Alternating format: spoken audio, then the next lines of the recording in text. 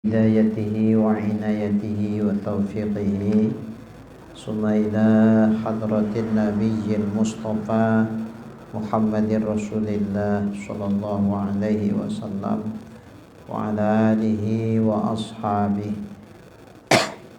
وأزواجه وأهل بيته أجمعين ثم إلى جميع مشايخنا وأساتذتنا ومرشدنا ثم خصوصا لمؤلف هذا الكتاب الفاتحة. أعوذ بالله من الشيطان الرجيم. بسم الله الرحمن الرحيم. الحمد لله رب العالمين الرحمن الرحيم مالك يوم الدين إياك نعبد وإياك نستعين اهدنا الصراط المستقيم صراط الذين أنعمت عليهم غير المغضوب عليهم ولا الضالين آمين.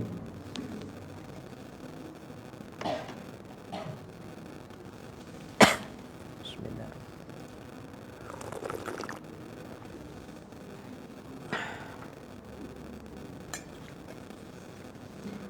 الحمد لله رب العالمين والصلاة والسلام على أشرف الأنبياء والمرسلين وعلى آله وصحبه أجمعين. رب اشرح لي صدري ويسر لي أمري واحلل عقدة من لساني يفقهوا قولي. قال المؤلف رحمه الله تعالى وأدام نفعنا بعلومه في الدارين آمين. ثم قال اللهم هداية للصواب يا رب العالمين.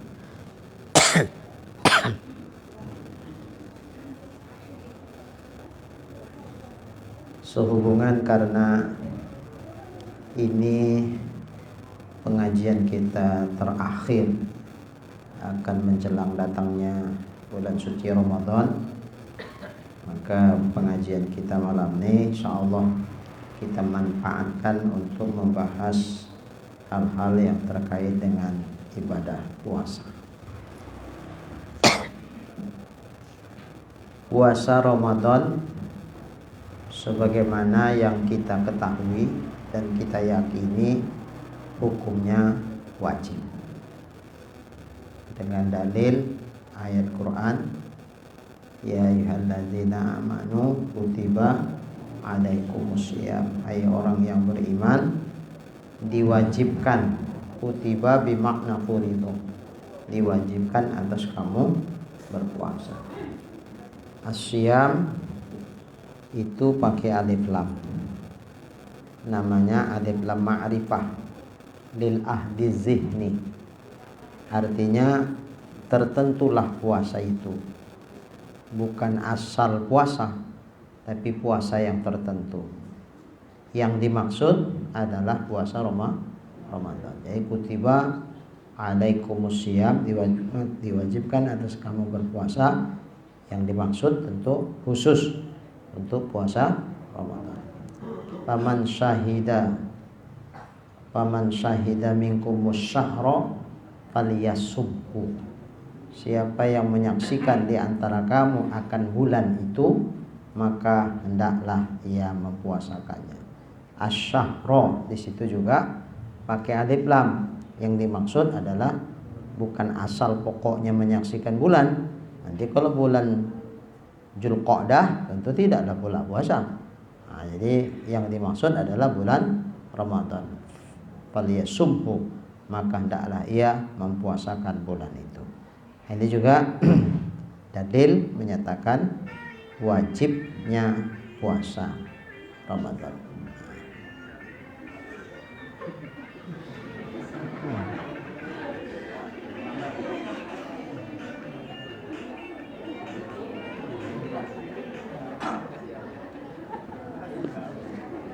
Nah, betul.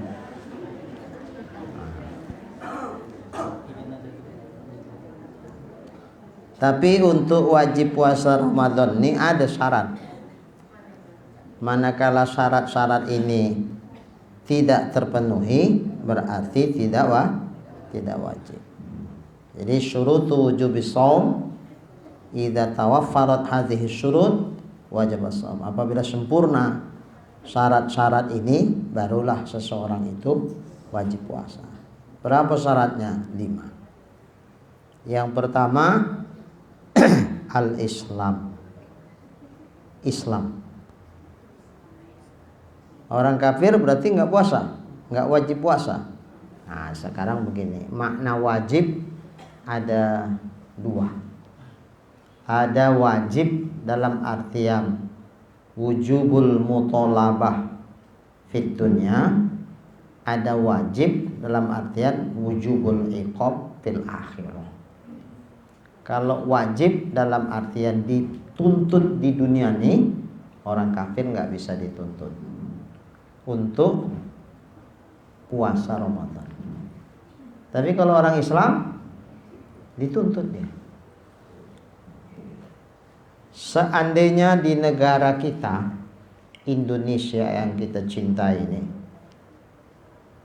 suatu ketika nanti betul-betul menjalankan syariat Islam, yang ini ditakuti sama orang-orang yang anti Islam. Padahal aturan ini untuk kitanya. Dulu di Piagam Jakarta, kayak mana Pak Adi kalimatnya? Pak Adi yang lebih pas. Bagi kira-kira isinya, bagi umat Islam wajib menjalankan menurut syariat Islam, syariat agamanya. Tapi kan yang nggak setuju orang kafir itu. Akhirnya karena tokoh-tokoh Islam toleransinya tinggi, supaya jangan pecah Indonesia, mengingat karena kita baru merdeka, ya udahlah, hapus. Padahal itu awaknya aturan itu. Jadi rupanya orang-orang yang tak suka sama Islam nih, memang orang Islam menjalankan hukum Islam tuh takut orang. Apa yang takutnya? Nah, jadi kalau hukum Islam tuh betul-betul dijalankan, dalam artian pemerintah itu juga ikut bertanggung jawab kepada rakyatnya terkait keselamatan, bukan hanya untuk dunianya, tapi juga sampai ke akhiratnya. Karena dalam hadis Nabi bilang, kullukum ra'in wa kullukum mas'ulun an ra'yati. Setiap kamu adalah pemimpin, setiap kamu bakal ditanya dari yang dipimpinnya. Al-imamu ra'in, seorang pemimpin, seorang imam, penguasa itu adalah pemimpin, wa huwa mas'ulun an ra'yati, kelak dia bakal ditanya dari yang dipimpin. Jadi kalau betul-betul ada payung undang-undangnya sudah diberlakukan, orang Islam yang tak puasa tuh, seandainya secara terang-terangan dia nggak puasa, padahal bukan karena ada satu keuzuran yang dibenarkan oleh syarak, dia tidak menjalankan ibadah puasa, itu ditangkap itu. Jangan dibiarkan itu makan sembarangan. Tapi kalau dia berondok makannya di kamarnya, tak wajib pula sampai mensweeping masuk-masuk ke kamar. Nah, itu tinggal dia sama Tuhan lah. Ya Bu, tinggal dia sama Tuhannya lagi. Tapi kalau secara terang-terangan makan di warung dan sebagainya, nah ditanya, mana KTP-nya Pak? Islam apa enggak? Islam. Ada keuzuran Bapak untuk tidak puasa? Sakit Bapak rupanya. Bapak sakit, mana surat dokter menyatakan Bapak sakit untuk nggak bisa puasa? Sampai segitulah. Nah, karena kalau ditanya dia bohong, bisa bohong dia. Mana surat keterangan dari dokter yang menyatakan Bapak memang nggak bisa menjalankan ibadah puasa? Nah, ada. Haid Bapak.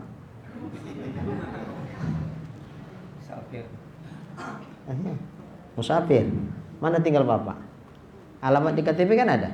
Nah, jadi kalau tidak ada keuzuran apapun, tiba-tiba dia makan nggak puasa secara terang-terang, tangkap. Bukan dipukulin, dipenjarakan. Tapi penuh penjara itu awal-awal. Maksudnya apa di penjara? Jangan kasih makan, jangan kasih minum di siang hari puasa. Sehingga karena dia orang Islam, dia merasakan macam mana lapar dan hausnya orang yang berpuasa. Sembari dikasih nasihat, bahwa orang Islam itu begini. Maksudnya apa? Cukup sekali ini aja lah ditangkap. Besok-besok tahu lagi udah menjalankan ibadah puasa. Karena sudah dikasih siraman rohani, dikasih pengertian, digugah kesadaran dia sebagai orang beriman, sebagai umat Islam untuk menjalankan ibadah puasa. Begitu hukumnya. Tapi kalau orang kafir bisa kita tangkap, kita masukkan ke penjara. Kenapa nggak puasa? Masuk. Mana bisa? La ikraha fiddin, nggak ada paksaan. Dia itu sama kita keyakinannya beda. Jadi jangan kita paksa dia mengamalkan apa yang menjadi ajaran kita. Nah, jadi nggak bisa kebablasan juga. Untuk kita ya kita nggak bisa ajaran keyakinan kita paksakan ke orang lain. Jadi nggak apa-apa, bebas. Makan mana ke TV? Apa agama Pak? Katolik ya udah. Cuman kami himbau Pak ya makannya jangan di tempat yang terbuka karena umat Islam sedang menjalankan ibadah puasa. Baru-baru ini kita dikejutkan, kok kita yang puasa disuruh menghormati orang yang nggak puasa. Biarin aja orang tuh makan lah, kita hormati. Dia kan nggak wajib puasa karena dia non muslim. Kita hormatilah dia, biar aja. Loh kok terbalik? Coba kalau di Bali Bu, pas lagi nyepi, umat Islam pun ikut nyepi. Dalam artian kita khutbah Jumat, mic-nya nggak usah keluar, menghormati mereka. Kita oke-oke aja, selama itu wajar. Giliran awak yang puasa, awak pula suruh menghormati mereka yang tak puasa. Terbalik dunia ini bikin orang tuh. Inilah toleransi yang kebablasan. Itulah tokoh-tokoh Islam tapi sok toleransi. Ya kita hormatilah. Mereka kan beda sama kita, keyakinan mereka kan nggak wajib puasa. Biar aja orang tuh makan. Iya, siapa yang larang mereka makan? Makanlah. Cuman jangan di tempat-tempat umum yang siapa saja bisa lalu lalang di situ. Bikinlah di tempat yang tertutup sehingga kita pun sama-sama nyaman. Dia pun makannya nyaman, nggak nampak awak pun nyaman, tak nampak dia. Ya Bu ya. Lebih fatal lagi karena memang hukum ini tidak diterapkan di pajak-pajak. Kadang-kadang maaf pakai lobe, nggak pernah pakai lobe. Bulan puasa pakai lobe, tapi jam 10 makan dia. Astagfirullah. Pakai ngejek pula tuh lagi. Sahur katanya. Saya geramnya nengoknya. Makanya saya kalau bulan puasa ngantar Umi istri saya ke pajak, malas saya. Itu jumpa-jumpa yang kayak gitulah, dipajak lah, tahu lah, mau rokok segala macam, bebas sekali. Tak ingat dia sebagai orang Islam. Tapi giliran nanti kalau mati, baru ingat dia orang Islam. Minta disembayangkan, tak dikuburkan, tak didoakan. Waktu hidup lagaknya kan main. Udah mati baru dia tahu. Ya. Baik. Jadi begitu hukum Islam tuh. Wajib dalam artian mutolabah fitunya. Dituntut mereka di dunia mesti puasa. Enggak puasa tangkap. Besok mau puasa enggak Pak? Iya puasa. Udah lepasin. Azan maghrib lepasin. Kalau enggak nanti enggak makan dia payah juga. Negara nanggung lagi, nggak bisa ngabisin duit, nanggung orang. Lepasin. Besok enggak puasa lagi, tangkap lagi. Kita juga kerja. Iya, lama-lama kan berpikir ya, nggak puasa pun aku lapar juga gue deh. Akhirnya dia puasa. Sambil kasih nasihat terus kasih nasihat. Begitu hukum Islam. Nanti orang kafir nggak bisa kita gitu. Dari sisi ini orang kafir sama orang Islam nampak bedanya enggak di dunia Bu? Nampak. Sekarang ini nampak enggak? Enggak nampak karena hukum itu enggak diterapkan. Belum diberlakukan. Enggak ada undang-undangnya. Kalau awak bikin kayak gitu, ngamuk lah orang tuh. Bu, yang enggak puasa tuh ngamuk. Tapi kalau atas nama undang-undang, tentu nggak ada yang berani ngamuk. Baik. Tapi kalau wujubul iqab fil akhirah, wajib dalam artian kalau nggak dilaksanakan bakal diazab di akhirat, antara kita yang Islam sama orang kafir sama nggak itu? Sama. Jadi orang kafir pun di samping dia berdosa karena kafirnya dan dia kekal nanti dalam neraka selama-lamanya, mereka juga dituntut furu' syariat. Usul syariat itulah iman, furu' syariat itulah amal ibadah. Jadi orang kafir pun berdosa orang itu kalau tidak melaksanakan perintah-perintah agama. Jadi tak puasa mereka berdosa, diazab. Tak sholat mereka diazab. Ketika ditanya Tuhan, masalakakum fi saqar, apa menyebabkan kalian sehingga masuk neraka saqar? Kata orang kafir itu, lam naku minal musallin, kami di dunia dulu tidak mengerjakan sholat. Berarti orang kafir pun kalau enggak melakukan ibadah, dia didosain, dia kena azab. Lain azab karena kafirnya, lain azab karena melanggar aturan Allah. Jadi kalau di akhirat, orang Islam sama yang enggak Islam sama, sama-sama kena azab. Bedanya di dunia mereka tak bisa dipaksa menjalankan hukum Islam, tapi kalau orang Islam itu dipaksa harus menjalankan hukum Islam. Yang nggak puasa tangkap, tuntut yang Islam. Orang kafir nggak. Jadi beda hukum dunia. Tapi kalau hukum akhirat sama. Jadi Islam menjadi syarat wajib. Syarat wajib apa? Syarat wajib dalam artian untuk dituntut di dunia. Dalam artian bahwa orang kafir tidak dituntut untuk menjalankan ibadah puasa di dunia. Tapi kalau wajib dalam artian disiksa di akhirat ketika kewajiban itu ditinggalkan, karena wajib itu kan ditinggalkan berdosa. Dari sisi ini kafir sama Islam sama. Berarti kalau orang kafir, pertama mereka disiksa karena dosa kafirnya, murtad. Karena dosa kafirnya kekal di dalam neraka. Yang kedua, setiap pelanggaran aturan syariat, mereka juga mendapatkan azab. Jadi enggak sholat orang kafir disiksa. Seperti orang Islam enggak ada sholat, di akhirat dia kena siksa.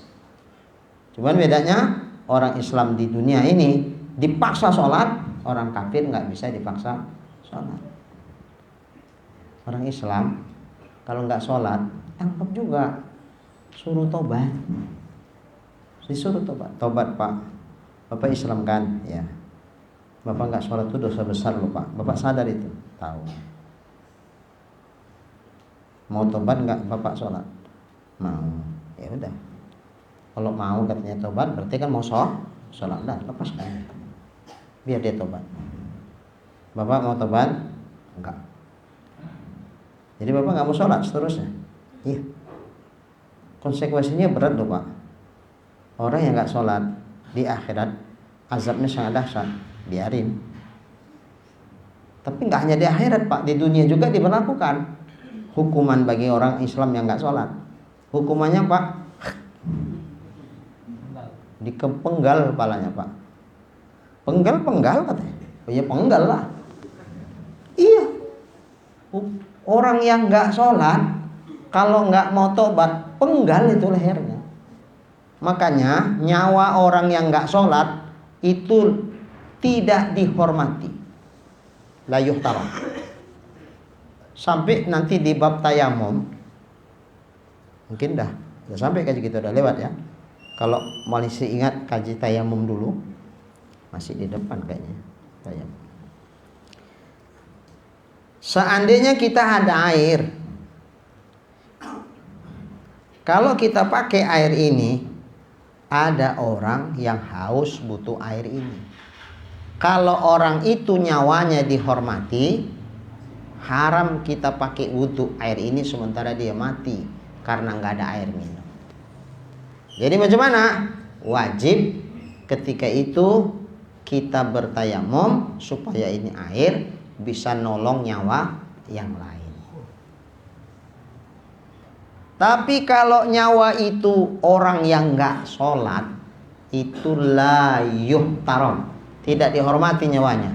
Karena sebetulnya mereka itu andai dijalankan hukum Islam udah mati, dianggap macam sudah mati, bangkai berjalan nih.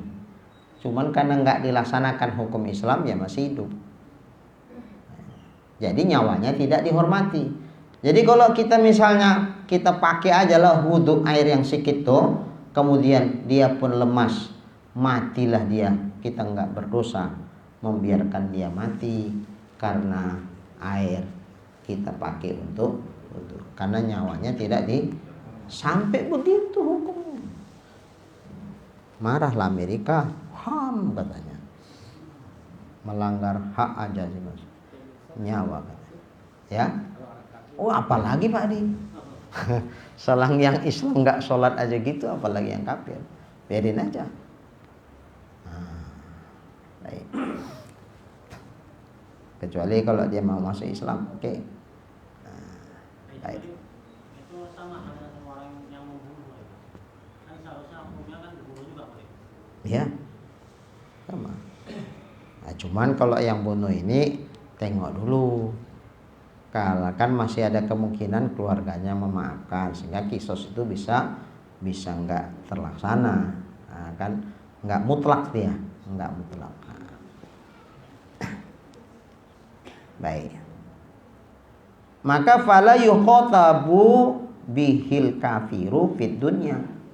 Maka tidak dikhitab dengan puasa itu orang kafir fid dunya, di dunia. Maksud dikhitab apa? Dituntut. Tidak bisa kita tuntut orang kafir itu di dunia ini harus menjalankan ibadah puasa.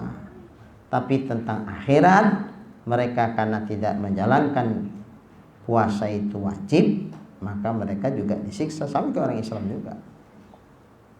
Bedanya kalau Islam dituntut di dunia. Itu aja. Amal murtaddu, adapun orang murtad. Murtad itu udah pernah Islam tapi balik ke kafir, itu murtad namanya. Walaupun asalnya kafir, lantas masuk Islam, balik lagi ke kafir, itu pun murtad juga. Atau memang lahir dia sudah orang Islam, lantas belakangan masuk agama lain, murtad juga itu namanya. Pokoknya udah pernah Islam, kalau dia pindah agama, murtad itu. Tapi kalau belum pernah dia masuk Islam, itu namanya bukan kafir murtad, tapi kafir asli. Jadi kafirnya ada dua, ada kafir asli, ada kafir murtad. Kalau yang asli lahir dia memang kafir kian sampai dia dewasa, balik tetap bertahan kafir. Nah, ini namanya kafir asli. Tapi kalau pernah masuk Islam kemudian belakangan dia kafir balik, nah itu namanya kafir murtad. Atau memang Islam kian dia lahir kemudian dewasa pindah agama, itu pun murtad. Jadi orang murtad kemana? Fayajibu alaihil qada, wajib atas orang murtad itu mengqadha puasanya idza roja'a ilal Islam, apabila ia kembali masuk Islam, taghlizun alaih, untuk memberatkan atas dirinya. Orang murtad ini kalau diberlakukan hukum Islam itu ditangkap, disuruh tobat masuk Islam balik. Karena Allah tegas mengatakan la ikroha fiddin, betul. Tidak ada paksaan untuk masuk ke dalam Islam. Masuk Islam itu sukarela. Tapi kalau sudah masuk, jangan coba-coba keluar. Faman yabtaghi ghairal islami dina fala yuqbala minhu wa huwa fil akhirati minal khasirin. Siapa yang ingin mencari selain Islam sebagai agamanya, sampai kapanpun selain Islam itu tak akan pernah diterima. Dia di akhirat nanti termasuk orang yang rugi. Artinya apa? Orang yang sudah masuk ke dalam Islam, maka tidak dibolehkan dia keluar dari Islam. Apakah dulunya kafir masuk Islam, atau memang Islam kian kemudian keluar dari Islam, itu tidak dibolehkan. Jadi macam mana hukumannya? Kalau memang dijalankan hukum Islam itu ditangkap dia, kemudian dinasihati baik-baik untuk kembali syahadat masuk Islam. Kalau dia mau masuk Islam, tobat, diterima tobatnya. Tapi kalau dia membangkang, tidak juga mau masuk dalam Islam, konsekuensinya dihukum mati, penggal leher. Ini diberlakukan oleh Abu Bakar Siddiq radhiyallahu anhu. Waktu Nabi meninggal, sebahagian besar umat Islam itu murtad. Salah satu kelompok yang murtad itu namanya Tarikuddin, meninggalkan agama, pindah agama, mengikut Musailamatul Kadzdzab. Dan ada lagi yang ngaku nabi yang lainnya, pindah dia ke sana. Oleh oleh Abu Bakar dikirimlah surat untuk supaya mereka kembali kepada Islam, syahadat balik. Ternyata mereka enggan, mereka tidak mau, enggak bersedia. Dikirim Abu Bakar Siddiq pasukan perang ke sana. Kita konsekuensi perang kita udah paham. Kalau enggak membunuh, dibunuh. Berarti boleh dibunuh itu murtad, boleh kalau mereka membangkang. Nah, inilah dasar murtad itu tidak dibolehkan hidup kalau dia enggak mau kembali kepada Islam. Yang kedua, kelompok tarikuz zakat, meninggalkan zakat. Dulu masih hidup Nabi, mereka berzakat. Setelah Nabi meninggal, tak mau berzakat. Ini juga dinasihati, enggak juga kirim pasukan perang. Diprotes sama Umar, kenapa kok dikirim pasukan perang?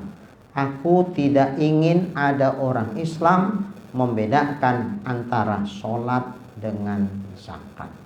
Karena Allah menyebutkan dalam Quran, aqimus sholah wa atuz zakat. Jadi kalau mereka sholat mau tapi zakat nggak mau, berarti ayat ini dipenggal-penggal.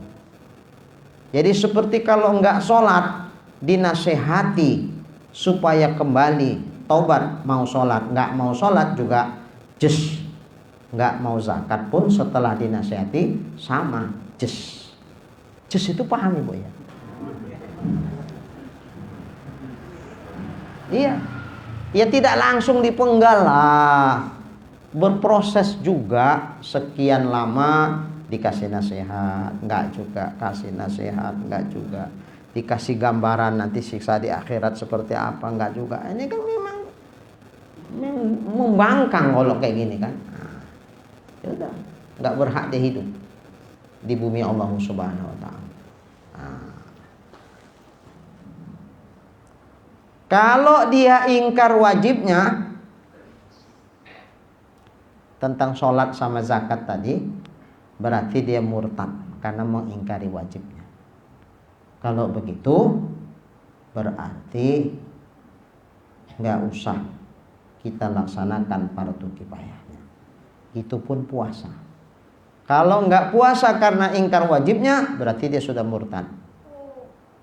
Kalau murtad suruh balik syahadat nggak mau, just. Dan nggak wajib kita melaksanakan fardu kifayahnya. Tapi kalau dia tidak membangkang hukum wajibnya, diakui wajib. Sholat itu sama bapak wajib apa enggak? Wajib. Puasa wajib enggak Ramadan? Wajib. Zakat apa wajib apa enggak? Wajib. Lah kenapa bapak enggak mau sholat, enggak mau puasa, enggak mau zakat? Ini maksudnya bapak apa? Enggak ada. Memang enggak mau aja saya. Yang ngacem gini tidak murtad. tidak murtad karena dia nggak mengingkari wajibnya, cuman nggak mau menjalankan kewajiban. Ketika disuruh tobat nggak juga, yang tadi juga jus. Kalau puasa nggak dibunuh, cuman dipenjara sampai dia berjanji mau puasa. Kalau nggak sholat, jadi nggak boleh orang Islam tuh nggak sholat. Mesti sholat dia. Baik. Seandainya karena hukum ini kan nggak jalan, si murtad tadi puasa pun nggak sah, karena orang kafir puasa nggak sah. Mengingat karena ibadah puasa ibadah yang wajib, ada niat di dalamnya. Niat orang kafir tidak sah. Berarti kalaupun puasa orang itu nggak sah. Apalagi memang nggak puasa pun kalau udah murtad akan puasa itu dah. Belakangan takdir Tuhan dapat hidayah, masuk Islam lagi dia. Tobat dia, masuk Islam. Macam mana kewajiban-kewajiban yang tinggal dalam masa kafir dulu, yang murtad tuh wajib diganti, diqadha.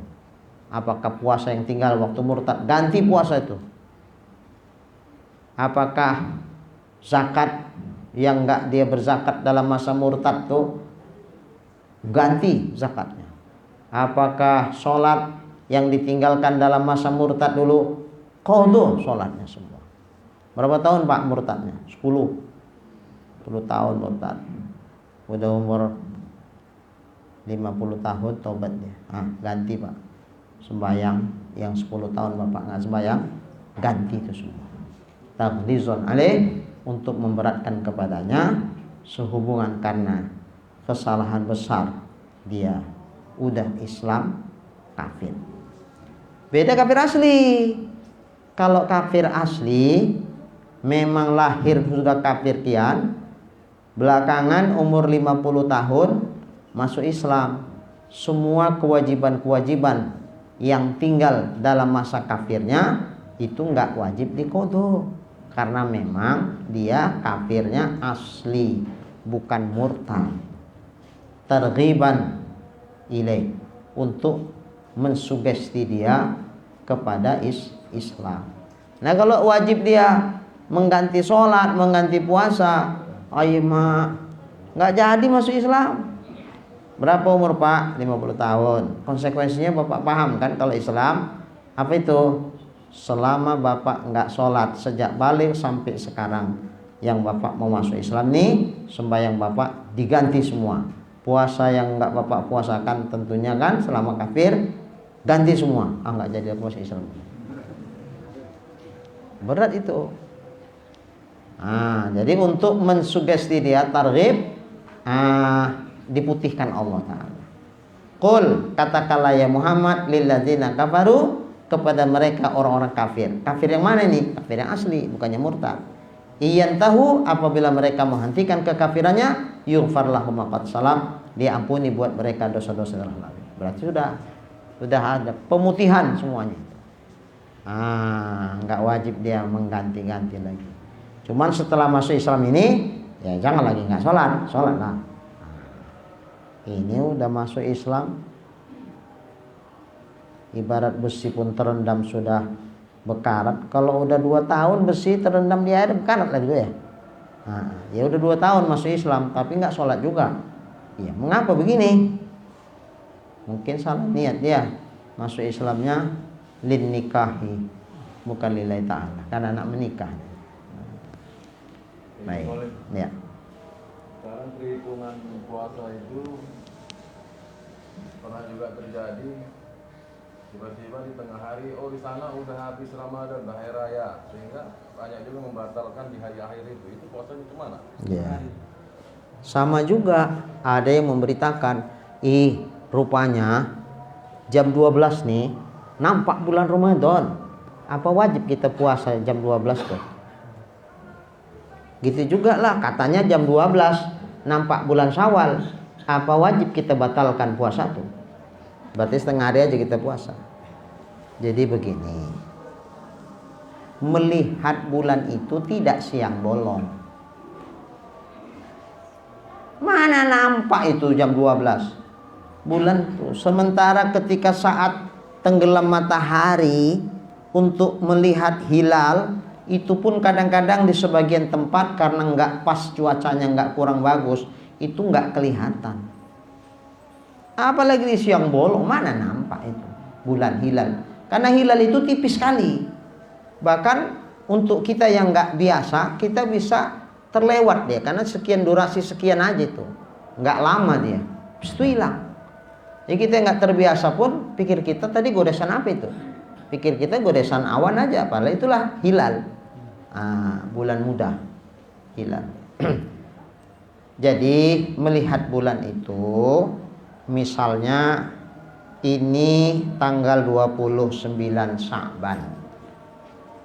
Apakah nanti malam 30 Sya'ban atau 1 Ramadan, tergantung saat tenggelam matahari di tanggal 29 Sya'ban itu kelihatan apa tidak hilal.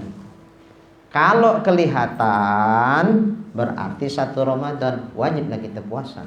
Kalau tidak kelihatan berarti genapkanlah Sya'ban itu jadi 30, berarti puasa besoknya lagi. Besoknya nggak usah diru'yah lagi, nggak usah, karena bulan itu nggak mau lebih dari 30, bisa kurang 29. Jadi bulan Arab sekitar 29, 30, 29, 30, 28 tak mau, 31 pun tak mau. Beda Masehi, ada 28-nya di Februari ya. Nah, ada 31-nya, banyak itu. Termasuk bulan ini Maret, ini 31 tadi itu. Nah, besok baru tanggal 1. Nah, begitu. Kalau Arab tak mau. Kalau bulan Arab tak mau. Nah, jadi kalau 29 di ru'yah malam itu tak kelihatan berarti 30 Sya'ban. Besoknya.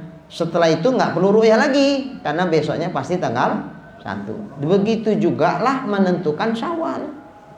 Makanya aneh kalau ada orang bilang jam 12 kelihatan bulan, kita haram hukumnya puasa karena sudah bulan Syawal. Aneh. Oh, tempo hari sempat heboh sampai saya pun kena imbas kehebohan itu. Sampai ada teman namanya Ustadz Ngateman Ajis, waktu hari raya datang dia ke rumah saya silaturahim. Lantas dia dapat dari Ustadz juga, Ustadz Haji Royanta yang punya sekolah di Pasar 9. Dia pun baru dari sana.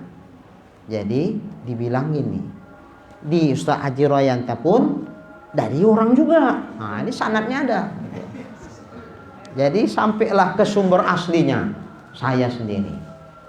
Ustaz, katanya waktu terakhir puasa Ustaz katanya setengah hari buka katanya. Yang bilang siapa? Ustaz Haji Royanta. Ustaz Haji Royanta dari mana? Dari Sipolan. Nanti Sipolan tak lagi, aku pun dari si Anu katanya. Ini pokoknya yang menyampaikan dari Ustadz ke Ustadz ini. Waduh, maaf, nggak orang pun bisa percaya kan? Oh, mak, mesti ku bersihkan nama baikku ini dalam hati saya.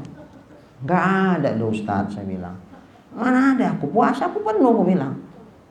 1 hari buka, baru lebaran, saya bilang. Pula aku separuh hari. Nah, itulah aku kemarin mau klarifikasi sama Ustadz. Aku pun sebetulnya nggak percaya kalau setengah hari. Masa iya sih Ustadz berarti puasa setengah hari? Gitu. Terakhir pulang Ustadz tuh dari rumah saya mandi, mau pakaian, saya datangi Ustadz Haji Royanta. Ustadz dari siapa beritanya? Gini. Udahlah Ustadz, ambil hikmahnya aja. Kalau nggak gini kan Ustadz nggak datang ke rumah. Katanya.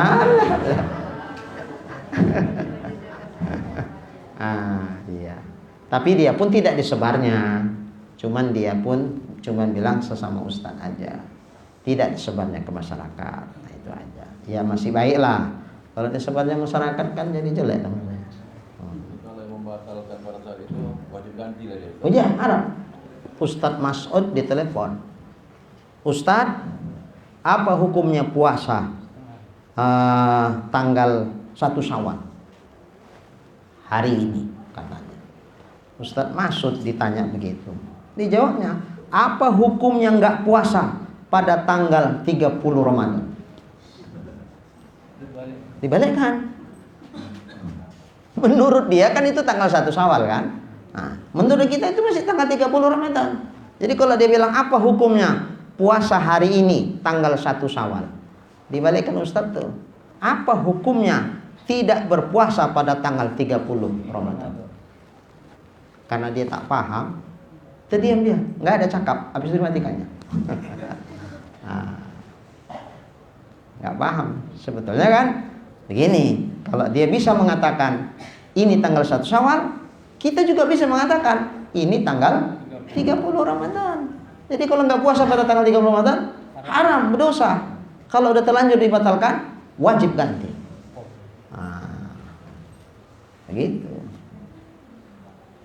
Jadi nggak ada tiba-tiba kelihatan bulan di tengah hari, niat bulan nggak tengah hari.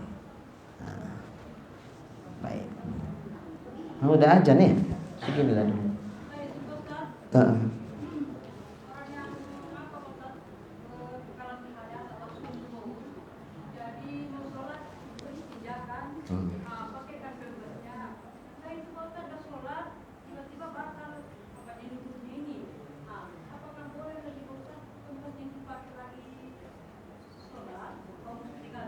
Oh iya, pempes itu dipakai untuk sekali. Jadi kalau udah dipakai untuk sholat fardu, kemudian batal mau sholat fardu berikutnya, ya ganti pempes lagi. Makanya untuk orang yang silasul baul, yang terus-terusan kencing, ya kalau beli bolak-balik beli lumayan duitnya itu. Jadi diusahakanlah bikin pempes yang bisa dicuci, sehingga enggak terlalu banyak dia biaya. Nah, kan tujuan pempes itu supaya jangan berserakan aja. Ya, kalau gitu misalnya bisalah didesain macam mana kain yang agak lebih tebal yang nanti bisa dicuci-cuci. Nah, kira-kira begitu.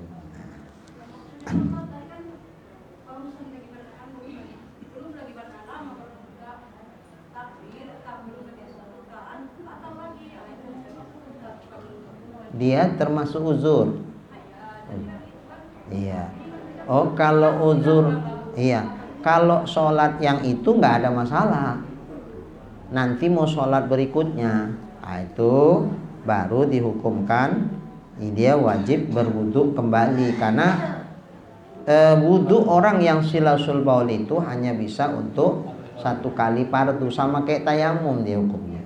Hanya boleh untuk sekali fardu. Mau sholat fardu berikutnya udah wajib lagi berwudu, dan bukan hanya wudu. Tentu bukai semualah, istinja pakai pempes baru, kemudian dia berwudu lagi, baru dia boleh sholat fardu berikutnya. Tapi untuk sholat fardu yang itu nggak apa-apa, karena kalau asal terasa tes, alah terus tukar, nanti nggak bisa sholat. Itu aja kerja sih, menukari pempes saja. Untuk sholat yang itu nggak apa-apa, lanjut aja. Namanya uzur, ya, nggak apa-apa, bisa. Seperti tayamum, ya, sama kayak tayamum. Baik. Karena ini yang terakhir, Pak Zainuri sebagai tuan rumah memohon kepada kita untuk berdoa buat Abah Haji Hussein Ismail bin Ismail dan juga Ananda Nurul Izzah Mutia binti Zainuri yang telah berpulang ke rahmatullah, dan juga untuk kesehatan Ibunda Hajah Arfah binti Saleh Ibrahim. Mudah-mudahan apa yang menjadi hajat dari Bapak Zainuri beserta Ibu di rumah ini diperkenankan oleh Allah Subhanahu wa taala. Ila hadhihi niyyah al-Fatihah. A'udzu billahi minasyaitonir rajim. Bismillahirrahmanirrahim. Alhamdulillahi rabbil alamin arrahmanir rahim maliki yaumiddin iyyaka na'budu wa iyyaka nasta'in ihdinas siratal mustaqim siratal ladzina an'amta 'alaihim ghairil maghdubi 'alaihim waladdallin. Amin. Bismillahirrahmanirrahim. Alhamdulillahirabbil alamin wassalatu wassalamu ala asrofil anbiya'i wal mursalin wa ala alihi wa sahbihi ajma'in. Allahumma barik lana fi Sya'ban wa ballighna Ramadan wa ballighna Ramadan wa ballighna Ramadan. Allahumma anzilir rahmata was sihhata was salamah wal afiyah wat taufiq wal hidayah wal maghfirah wal barakah alaina wa ala walidayna wa ala jami'i ahlina wa ala jami'i auladina wa ala jami'i qarabatina wa ala jami'il muslimina wal muslimat, khususan ala ummina Hajjah Arfah binti Saleh Ibrahim, khususan fi hadha syahri Ramadan ya Allah, khususan fi hadha syahri Ramadan bi rahmatika ya arhamar rahimin. Allahumma ighfir lil Hajj Husain Ismail bin Ismail wa waladatina Nurul Izzah Mutia binti Zainuri ya Allah. Allahumma ighfir lahuma warhamhuma wa'afihima wa'fu anhuma ya Allah.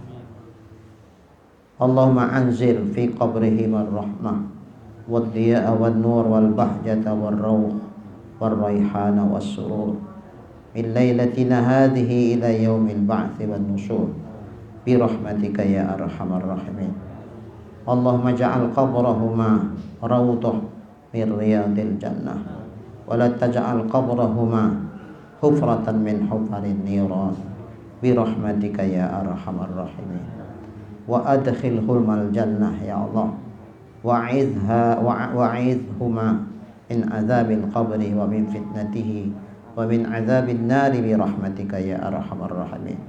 Rabbana taqabbal minna du'ana innaka antas sami'ul alim wa tub 'alaina innaka antat tawwabur rahim. Rabbana atina fid dunya hasanah wa fil akhirati hasanah wa qina adzaban nar. Sallallahu ala sayyidina Muhammad wa ala alihi wa sahbihi ajma'in walhamdulillahi rabbil alamin. Taqabbalallahu